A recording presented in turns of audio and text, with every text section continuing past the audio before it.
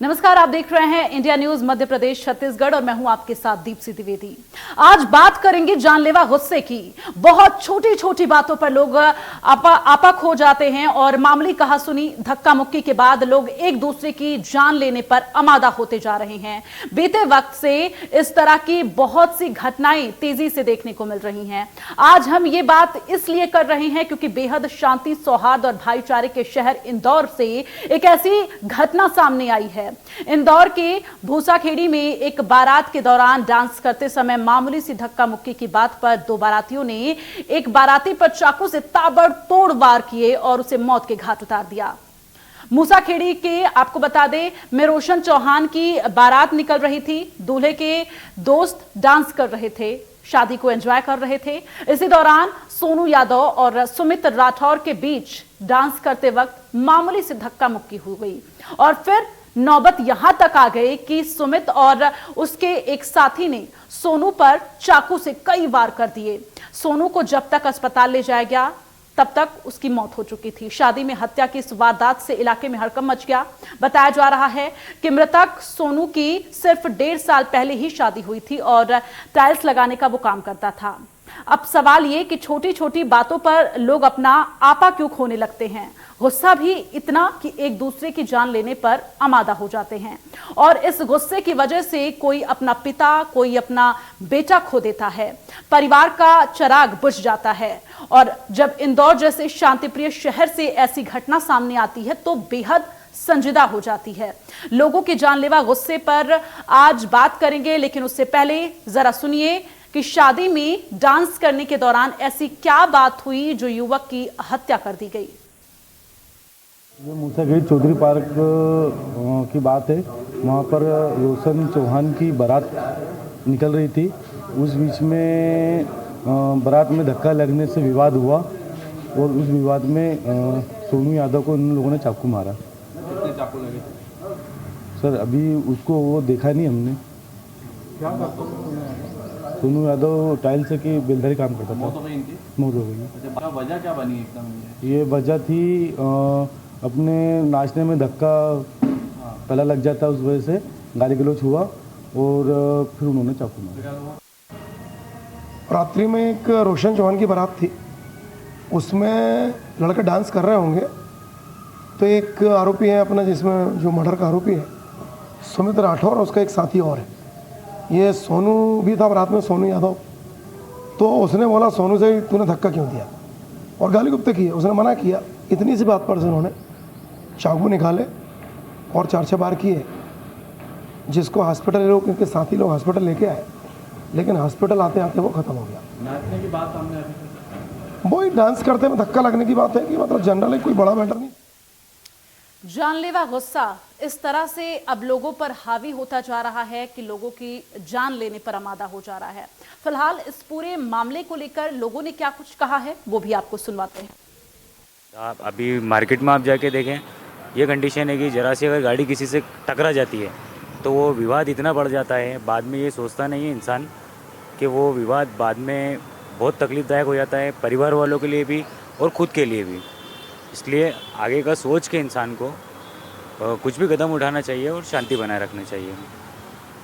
Control करना चाहिए लोग बागों को कि आजकल कंट्रोल नहीं रहा लोगों को अंदर। ज़रा सा धक्का लगा, उसकी हत्या कर दी गई। इससे दोनों परिवार की ज़िंदगी कितनी तकलीफदेह हो जाती है। जिनकी हत्या हुई उनका तो खैर बेचारे का चला ही गया, लेकिन जिसने हत्या करा, आवेश में आकर जिसने हत्या करा, तो उसके अंदर भी आप देखिए उनके परिवार को कितनी तकलीफ़ होती है। एक ही है कि युवाओं को थोड़ा तो संयम और धैर्य रखना पड़ेगा। और आजकल की जो ये शादी ब्याहों में जो विवाद होते हैं वो नशेज के कारण होते हैं। मैं तो ये कहना चाहूँगा कि ये जो नवयुवक है इससे थोड़ा दूर रहें। जो शादी ब्याह के जरा सी मामलों में हत्या हो जाती है नाचने गाने के, इसमें थोड़ा सा युवा अपने पर कंट्रोल रखें।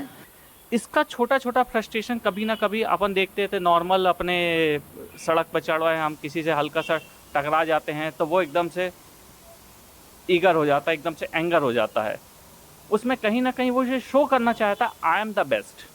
जो लोनली पर्सन होते हैं, जिनका कोई नहीं है आसपास, उनका कोई रिश्तेदार नहीं है, उनको कोई उनकी तरफ ध्यान नहीं दे रहा है, तो कोशिश वो करते हैं कि मेरे तरफ सब लोग ध्यान दें, अटेंशन खींचना है, तो एकदम हाइपर हो जाएंगे वो कभी कभी। जिससे कि लोग उनकी तरफ देखेंगे, शायद उनको सांत्वना देने आएंगे, कुछ उनकी एक्सपेक्टेशंस भी फुलफ़िल करने के लिए आएंगे।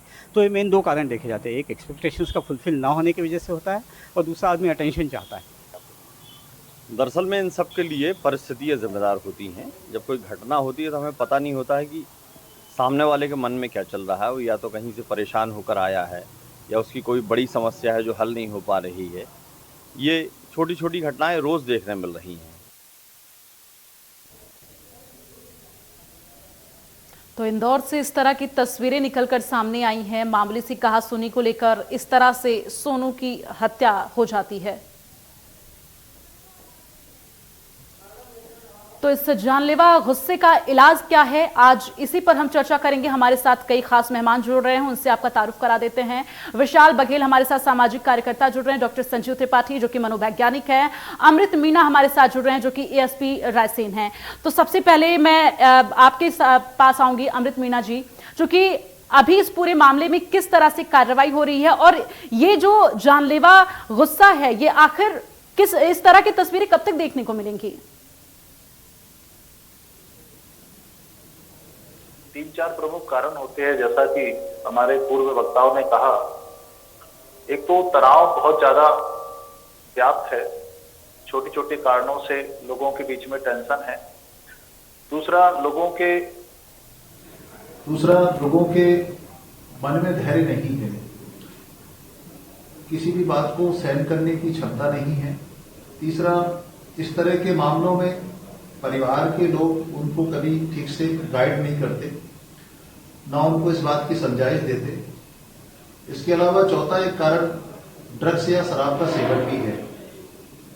आमतौर पर हम देखते हैं शादी ब्याह में या इस तरह के जो फंक्शन होते हैं उसमें बारात के दौरान मैक्सिमम लोग ड्रग्स या शराब के नशे में होते हैं और ऐसी स्थिति में उन्हें खुद ये ध्यान नहीं रहता कि वो जो घटना को अंजाम दे रहे हैं उसका भविष्य में उनके ऊपर और उनके परिजनों के ऊपर क्या परिणाम होगा। एक और प्रमुख कारण जो सामने आ रहा है अटेंशन। कई बार ये भी स्थिति बनती है कि कुछ लोग जानबूझकर खुद की पहचान स्थापित करने के लिए इस तरह की घटनाओं को अंजाम दे देते हैं ताकि लोग उन्हें जाने समझे। लेकिन ये सारी घटनाएं वास्तव में दुर्भाग्यपूर्ण है। छोटे छोटे हालात में छोटी छोटी घटनाओं के कारण जिस तरह से गंभीर अपराध घटित होते हैं उसके परिणाम स्वरूप न केवल किसी व्यक्ति की जान चली जाती है, अपितु जो इस मामले में गिरफ्तार होते हैं उनका जीवन भी बर्बाद हो जाता है और उनको शेष जिंदगी जेल में बिताना पड़ता है। तो मैं युवा वर्ग को यही एडवाइस करूंगा, कृपया भाई दुबे इस तरह की परिस्थिति बनी भी जाती है तो थोड़ा पेशेंस रखें और तनाव में कोई ऐसा कृत्य न करें जिसकी वजह से आपका शेष जीवन बर्बाद हो। ठीक है अमृत मीणा जी, बने रहिए हमारे साथ। और डॉक्टर संजीव आपका रुख करेंगे जो कि आप एक मनोवैज्ञानिक हैं। आखिर ये जानलेवा गुस्सा किस तरह से लोगों पर हावी होता है? क्योंकि देखिए शादी का सीजन तो शुरू हो गया है, ऐसी ही तस्वीरें अगर आती रही तो वाकई में बहुत चिंता का विषय है। जी जी, देखिए बहुत से कारण होते हैं जब कोई इस तरह की घटना घटती है, जब चाहे वो हत्या की हो या आत्महत्या की हो या कुछ हिंसक वारदातों की घटनाएं हो। ये जब कभी सडनली होती है, कुछ एकदम तत्काल कोई घटना हुई, कोई एक मोमेंट आया जिसमें किसी ने बहुत एग्रेसिवली ऐसा कदम उठा लिया जिसके बाद ऐसी घटना वो एक ऐसी घटना के रूप में हमको परिणाम देखने को मिला। इसके पीछे हम इसके बैकग्राउंड में जाएंगे तो आप देखेंगे कि कहीं ना कहीं ये मानसिक समस्याएं भी इसमें जिम्मेदार है। मानसिक तनाव तो अपनी जगह है, पर मानसिक बीमारियां भी कुछ ऐसी होती हैं, कुछ व्यक्तित्व विकार जिनको हम पर्सनालिटी डिसऑर्डर बोलते हैं। पर्सनालिटी डिसऑर्डर्स में भी बहुत कॉमनली इस तरह की वारदातों के होने के ट्रेट्स हमको मिलेंगे ऐसे व्यक्तियों में जो बहुत एग्रेसिव होते हैं या बहुत डोमिनेटिंग होते हैं और ये उनमें सुपरियरिटी कॉम्प्लेक्स होता है। तो इस तरह के लोग बहुत इम्पल्सिव होते हैं। जब उनके सामने आप कोई भी बात करते हो, एक आम आदमी झगड़ा करता है, वो समझता है झगड़ा कि भाई घर में भी झगड़े होते हैं, लेकिन भाई जीवन का हिस्सा है। तो सामने वाले गुस्सा किया हमने, पर वो ये नहीं सोचेगा कि मैं जो गुस्सा कर रहा हूँ इसका परिणाम मेरी हत्या भी हो सकती है, कभी उसने सोचा भी नहीं होगा। तो वो कोई छोटी सी झड़प हुई, वो उसमें गुस्सा करने लगा और सामने वाला बहुत इगोइस्टिक है और उसमें इस तरह के डिसऑर्डर्स हैं, इस तरह के सिम्टम्स हैं, तो वो एकदम से हाइपर होकर और उसकी हत्या कर देता है। बिल्कुल। ये विशाल बघेल जी, कारण देखिए ये जो वारदात सामने आई है, आखिर इसमें सोनू का कसूर क्या है? क्या इतना बस कसूर है कि डांस करते वक्त धक्का मुक्की हुई और फिर सोनू को क्या ये पता था कि धक्का मुक्की में उसकी जान चली जाएगी? और अगर इस तरह की तस्वीरें सामने आती हैं तो इस तरह के लोग आखिर समाज में रहते क्यों हैं? समाज में हम देखते हैं ऐसे ऐसे लोग होते हैं, और अगर इस तरह की तस्वीरें सामने आती हैं तो उनको भीड़ भाड़ वाली जगहों पर जाना ही नहीं चाहिए अगर दिक्कत होती है धक्का मुक्की होने से। तो जी जी, जैसे कि मेरे पूर्व वक्ताओं ने भी बताया, इनके ये गुस्से आने के कुछ तो चिकित्सीय कारण है, मनोवैज्ञानिक कारण है, पर मैं युवा होने के नाते जो मैं इस प्रकरण में समझ पा रहा हूँ, आज की जो युवा पीढ़ी है वो शिक्षा और संस्कारों से बाहर आकर के कुछ ऐसी चीजों में व्यस्त हो गई है जो ये गुस्से और बाकी उग्रता का मुख्य कारण बनती है। उसमें सबसे बड़ा मुख्य कारण वो नशे हैं भिन्न भिन्न प्रकार के, जो कि आज की युवा पीढ़ी लेती है। और आप आए दिन हम न्यूज में भी देखते हैं और बाकी चीजें भी पढ़ने में आती हैं कि विभिन्न विभिन्न प्रकार के इतने प्रकार के नशीले हैं, पुलिस भी उसमें कार्रवाई करती है। हर युवा आज स्कूल में पढ़ने की उम्र से एक नशे का शिकार हो रहा है। वो नशा आकर के उसमें कुछ ऐसी उग्रता लाता है या फिर ऐसा कुछ चीजें उत्पन्न करता है कि वो उस लगातार, ये एक लगातार चलने वाली प्रक्रिया है जो धीरे धीरे उसके व्यवहार में उग्रता लाती है, गुस्सा लेके आती है, और फिर उसके परिणाम स्वरूप हम ऐसे उदाहरण देते हैं जो कल दुखद घटना हुई है। इन सभी के पीछे एक कारण ये भी मान सकते हैं कि आज वो पारिवारिक माहौल चला गया है। जब पुराने समय में हम देखते थे कि परिवार बैठ करके साथ में शांतिप्रिय तरीके से, बच्चे जितने शिक्षित होते थे उतने संस्कारी भी होते थे। आज हम भले ही कॉन्वेंट में इंग्लिश मीडियम स्कूल्स में पढ़ते हैं, सब कुछ पढ़ते हैं, पर वो संस्कारों वाला जो पार्ट है वो आज कहीं दिखता नहीं है। और घर में वो माहौल नहीं मिलता है लोगों को, बच्चों को, कि आज के सभी बच्चे हाइब्रिड हो गए हैं, मोबाइल फ्रेंडली हो गए हैं, उनको पार्टीज करनी है, उनको फ्रेंड सर्कल के साथ दूसरी चीजें करनी है। वो धीरे धीरे वहां से विकसित हुई ये जो है कुरीति है, या इसको जो भी कह सके हम, एक डिसऑर्डर है ये, एक मानसिक रूप से। और इसको मिटाया भी शिक्षा से जाया जा सकता है, पारिवारिक चीजों से मिटाया जा सकता है, संस्कारों से मिटाया जा सकता है। और ये नशे वगैरह में अगर हम प्रतिबंध लगा सकें और जितनी हद तक लगा सकें, यही ये मुख्य कारण है जो ऐसी घटनाओं को रोक सकते हैं, मेरा ये मानना है। बिल्कुल। अमृत मीना जी, जब इस तरह की तस्वीरें सामने आती हैं तो ऐसे में जो आरोपी हैं उन पर किस तरह की कार्रवाई की जाती है? क्योंकि देखिए, कार्रवाई अगर आरोपियों पर होगी तो निश्चित तौर पर अन्य लोगों में इसका संदेश जाएगा। बेशक जब इस तरह के प्रकरण पुलिस के संज्ञान में आते हैं तो उसमें नियमानुसार कार्रवाई होती है। यदि कोई अटेम्प्ट टू मर्डर का प्रकरण होता है तो उसमें 307, और यदि मर्डर होता है तो फिर 302 के तहत ही कार्रवाई होती है। और जो आरोपी होते हैं उनको कठोर से कठोर सजा दिलाने की पुलिस कोशिश करती है। और ऐसे बहुत से मामले हैं जिनमें कि सडनली जो घटनाएं हुई है उनमें भी पुलिस ने सख्त कार्रवाई की है और दोषियों को दंडित कराया है। इसके साथ ही साथ हम लोगों को विभाग से ये भी निर्देश प्राप्त होते हैं कि कोशिश करें कि इस तरह की घटनाओं को टाला जा सके, और उसके लिए हम लोग टाइम टू टाइम काउंसलिंग भी करते हैं। अभी जनसंपर्क के दौरान भी हम लोग जो है जगह जगह युवाओं के बीच में जाकर उनको काउंसलिंग दे रहे हैं, उनको पेशेंस की जानकारी भी उपलब्ध करा रहे हैं, उनको समझाइश देते हैं ताकि अगर दो पक्षों के बीच में कोई वैमनस्यता हो तो उसको आपस में बैठ के काउंसलिंग के जरिए सॉर्ट आउट किया जा सके। लेकिन कभी कभी कुछ घटनाएं, जैसा कि इंदौर की घटना हाल ही में प्रकाश में आई है, इसमें पहले से कोई एनिमिटी नहीं थी और ना ही इस बात की कोई संभावना थी। एक ही पक्ष था और एक ही बारात में आपस में नाच रहे थे और अचानक ये घटना हुई। इसमें चिंता का विषय यह है कि उसके पास पहले से चाकू था। यदि कदाचित उसके पास वेपन नहीं होता तो शायद इतनी गंभीर घटना निर्मित नहीं होती। बिल्कुल। और देखिए संजीव जी, आपसे जानना चाहूंगी, इस तरह का जो दिमागी कीड़ा है वो किन परिस्थितियों में लोगों में पनपता है? क्योंकि अगर इस तरह की स्थिति उत्पन्न होती है तो लोग जो हैं जागरूक हो सके, जो उनके साथ, देखिए जब भीड़ भाड़ में लोग जाते हैं तो जाहिर तौर पर जो आसपास की परिस्थितियां होती हैं उन पर नजर रखते हैं। तो ये जो परिस्थितियां हैं किस तरह से उत्पन्न होती हैं? देखिए, जैसे कि मैंने आपको बताया कि ये जो दिमागी कीड़ा है, हम इसको दिमागी बीमारी की तरह भी देखते हैं। हमारे लिए अपराध भी एक तरह की मानसिक बीमारी के तहत भी देखा जाता है, या मानसिक या व्यक्तित्व विकार की तरह, पर्सनालिटी डिसऑर्डर की तरह देखा जाता है। इसके बहुत सारे कारण बचपन से कई बार पारिवारिक परिस्थिति ऐसी होती है जिसकी वजह से उनके अंदर वो कैरेक्टर्स डेवलप होते हैं, उनके आपराधिक पारिवारिक माहौल उनका आपराधिक रहता है। और इसमें इसके अलावा जेनेटिक्स हो सकते हैं, अगर उनके परिवार में उस तरह के जेनेटिक्स भी कई बार बच्चों में आते हैं और उसके अंदर इस तरह के ट्रेड्स पैदा करते हैं।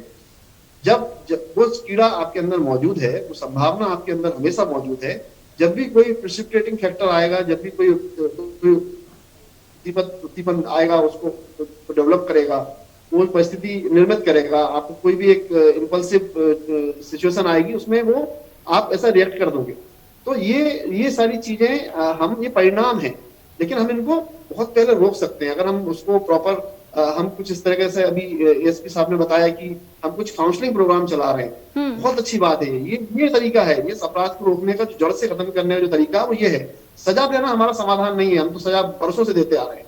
हम कहीं ना कहीं इंटरवीन करें, हम कहीं ना कहीं कुछ एक अभियान चलाएं, जब हम उस परिस्थितियों को पैदा होने से रोकें, हम जागरूकता लाएं, हम बताएं कि इस तरह की मानसिक बीमारियां होती हैं, इस तरह के पर्सनालिटी डिसऑर्डर्स होते हैं। अगर आपके ट्रेड्स हैं या आपके बच्चों में आप इस तरह के ट्रेड्स देख रहे हैं, छोटे छोटे बच्चों में कंडक्ट डिसऑर्डर जिसको हम बोलते हैं, वहीं से अपराध शुरू होता है। ऐसे बच्चों को आइडेंटिफाई करना, उनकी काउंसलिंग के साथ साथ उनकी बिहेवियर थेरेपीज, उनका साइकोथेरेपीज, उनका साइकोलॉजिकल इंटरवेंशन किया जाए। कई बार हमको उसमें मेडिसिन सपोर्ट की जरूरत होती है। तो इस तरह के अगर हम इंटरवेंशन करते हैं इनिशियल लेवल पर, तो वो परिणाम के रूप में जो हम आज एक हत्या या आत्महत्या देखते हैं, इसको हम रोक सकते हैं। तो डेफिनेटली हमको इनिशियल लेवल पर अभियान चलाना चाहिए। विशाल बघेल जी, आपसे समझना चाहूंगी, चूंकि देखिए समाज में जब इस तरह के लोग होते हैं तो जाहिर तौर पर चिंता का विषय हो जाता है, लेकिन ऐसे लोगों को क्या समझे, मानसिक बीमार समझे या आरोपी समझे? इन्हें आरोपी समझना तो इस समस्या का समाधान नहीं कहा जा सकता। इन्हें मानसिक रूप से बीमार समझना ही हमारे लिए उचित होगा। और जैसा कि डॉक्टर साहब और मीरा साहब ने बताया है कि जब तक हम इनके बीच में जाकर के और इनकी चीजों को पता लगा करके कुछ इनिशिएटिव स्टेप्स लेकर के इनकी काउंसलिंग नहीं करेंगे या फिर इनकी थेरेपी नहीं करेंगे, तब तक ये चलता रहेगा और इसे हम एक अपराध के रूप में ही देखते रहेंगे और एक अपराधी को जो सजा मिलती है वो मिलती रहेगी। लेकिन जो इसका मूल है उसको हम कहीं ना कहीं छोड़ रहे हैं कि ये इसके कारण क्या है, उसका इलाज क्या होना चाहिए, उसकी क्या काउंसलिंग होनी चाहिए, हमें उसको सिलेबस में शामिल करना चाहिए, हमें स्कूल में शामिल करना चाहिए, कॉलेज में शामिल करना चाहिए, इसको एक पीरियड के रूप में देना चाहिए कि चीजें ये डेवलप होने से पहले ही रुकें, क्योंकि कहीं ना कहीं आती तो बहुत नीचे से है, बचपन से है। लेकिन काउंसलिंग तो तब संभव हो पाएगी ना विशाल बघेल जी, जब लोगों को पता हो, या तो जो उनके घर परिवार के लोग हैं उनमें ये जागरूकता होनी चाहिए कि उनका बच्चा किस तरह से है, उसका मानसिक संतुलन किस तरह से है। इसका उत्तर मैं देता हूं। ये यदि आपने एक काउंसलिंग की व्यवस्था सेटअप की तो एक आज मैं हूं, मेरे 4 अभिन्न मित्रों को और मेरे घर के 4 सदस्यों को पता होता है कि मेरा व्यवहार कैसा है, क्या उग्र है, क्या शांत है, क्या धैर्य है, क्या सहिष्णु है। तो हम अगर एक वो व्यवस्था करें जिसमें स्कूल का मैंने आपको उदाहरण दिया, अगर हम स्कूल में काउंसलिंग की व्यवस्था करें तो स्कूल में आप एक पेटी लगा दीजिए, उसके 4 फ्रेंड उस बच्चे का नाम उसमें डालेंगे कि इस बच्चे ने इस समय पर गुस्सा दिखाया या इस बच्चे को गाली दी या इस बच्चे को इसने ऐसा कहा।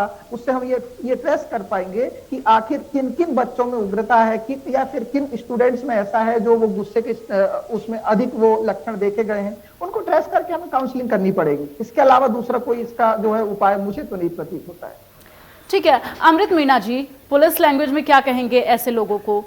क्या मानसिक बीमार लोग कहेंगे या आरोपी कहेंगे? देखिए, यदि वो बालिग है तो निश्चित तौर पे फिर वो आरोपी ही माना जाएगा और उसके विरुद्ध माननीय न्यायालय में जो ट्रायल होगा वो एक बेस्ट आरोपी के रूप में ही होता है। इसमें जैसा आदरणीय बघेल जी ने कहा है, मैं पूरी तरह सहमत हूं। बेसिकली 3 ही तरीके हैं जिनके माध्यम से हम जो है ऐसे लोगों को आइडेंटिफाइड कर सकते हैं। ये बात सही है कि इस तरह की घटनाएं सडनली होती है, लेकिन कहीं ना कहीं इस तरह के जो मानसिक रोगी हुए उनके बारे में पहले से या तो उनके फैमिली मेंबर्स को जानकारी रहती है या शिक्षण संस्थाओं को रहती है। यदि उसी स्टेज पे प्रयास किया जाए तो शायद इस तरह के गंभीर घटनाओं को रोका जा सकता है। उदाहरण के तौर पे यदि परिवार में बच्चों के साथ किसी व्यक्ति का उग्र स्वभाव है या अपने माता पिता या परिवार के अन्य सदस्यों के साथ वो मिसबिहेव करता है, तो ये तय मानिए कि वो बाहर भी करेगा। इसी प्रकार यदि किसी शिक्षण संस्था में, स्कूल या कॉलेज में जब वो स्टडी कर रहा है, उस दौरान उसका व्यवहार अपने जो कलीग्स हैं, अपने जो काउंटर पार्ट से उनके साथ थर्ड डिग्री का है, तो निश्चित तौर पे वो आगे शिक्षण संस्था के बाहर जाके भी इसी प्रकार की हरकत करेगा। तो इनको रोकने के लिए हमको निश्चित तौर पे परिवार के स्तर पर भी प्रयास करना पड़ेगा, शिक्षण संस्थाओं के लेवल पे भी प्रयास करना पड़ेगा, और यदि मान लो इससे बाहर वो है तो फिर हमको जो है ना कहीं काउंसलिंग सेंटर में भी उसको समझाई देना पड़ेगा। और बावजूद इसके अगर वो नहीं मानता है तो फिर इस तरह के कार्यक्रमों में उसको जाने से टालना चाहिए, उसको खुद भी बचना चाहिए। तो परिजनों को भी ये कोशिश करना चाहिए कि सामूहिक कार्यक्रमों में या बारात जैसे फंक्शन में ऐसे व्यक्ति की उपस्थिति न रहे, अन्यथा निश्चित तौर पे जब भी कोई अपराध घटित होगा तो या तो खुद की मौत होगी या फिर उसके द्वारा अन्य किसी व्यक्ति की मौत होगी, और दोनों तो इस तरह के आरोपियों के साथ पुलिस किस तरह से कार्रवाई करती है, वो भी जरा आप बताएं। जब भी बालिग के द्वारा कोई अपराध किया जाता है तो फिर कानून सख्ती से कार्रवाई करती है। जैसा कि मैंने पूर्व में बताया है, यदि उसके द्वारा किसी अन्य व्यक्ति की जान ली जाएगी और वो बालिग है तो निश्चित तौर पे अंडर सेक्शन 302 के तहत उसके विरुद्ध अपराध दर्ज होगा। उस मामले में अन्य संलिप्त लोगों को भी सहअभियुक्त बनाया जाएगा जिनका की कॉमन इंटेंशन रहा है। इसके बाद इसमें शीघ्र हम लोग FIR करके गिरफ्तारी करते हैं। तमाम भौतिक साक्ष्य और अन्य जो साक्ष्य होते हैं उनको एकत्रित करने के बाद कोर्ट में चार्जशीट करते हैं, और कुछ चिन्हित और सनसनीखेज मामलों में हम फास्ट ट्रैक कोर्ट में भी ट्रायल कराते हैं, और जितना जल्दी हो सके उनको हम न्यायालय से सजा दिलाते हैं, जिससे कि ऐसे लोग शीघ्र से शीघ्र जेल के अंदर निरुद्ध हो सके और दूसरों को भी ये संदेश जाए कि इस तरह का गंभीर अपराध उनके द्वारा नहीं करना, वरना जो गति इनकी हुई है वैसी ही गति उनकी होगी। तमाम बातचीत के लिए और चर्चा में शामिल होने के लिए विशाल बघेल जी, डॉक्टर संजीव त्रिपाठी जी, अमृत मीणा जी, आप लोगों का बहुत बहुत धन्यवाद। तो कुल मिलाकर यहाँ पर अगर इस तरह के व्यक्ति आपके घर में हैं तो जाहिर तौर पर परिवार की जिम्मेदारी बनती है कि ऐसे लोगों की पहचान करें, और वाकई में अगर दिमागी दिक्कत है उन्हें तो डॉक्टर के पास ले जाए, इलाज करवाए। इस तरह से बेकसूर लोगों की वरना जान जाती रहेगी। और चलिए इसी के साथ फिलहाल के लिए बस इतना ही। आप देखते रहिए इंडिया न्यूज मध्य प्रदेश छत्तीसगढ़।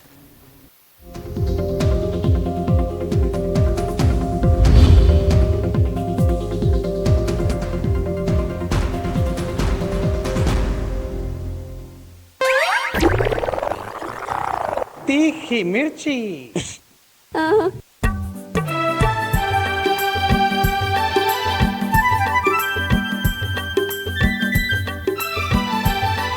नरेश पटेल